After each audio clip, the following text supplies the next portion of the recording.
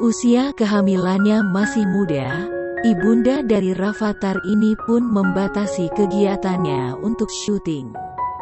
Namun ia tetap bekerja untuk sejumlah pemotretan yang melibatkan dirinya.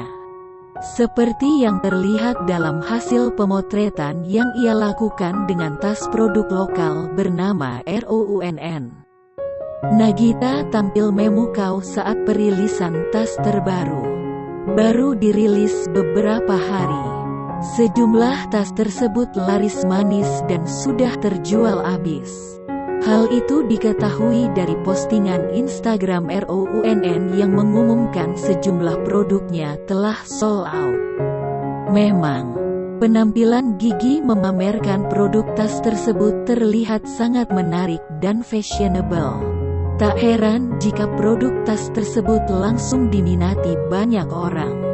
Kepada Luna Maya dan Ayu Dewi, Nagita mengungkap sejumlah pengalamannya di kehamilan kedua. Menurut aktris berusia 33 tahun ini, ia jadi sering bersendawa dimanapun. Istri Raffi Ahmad itu mengaku di kehamilan kedua ini jadi lebih sensitif. Ia juga mudah menangis dalam segala hal.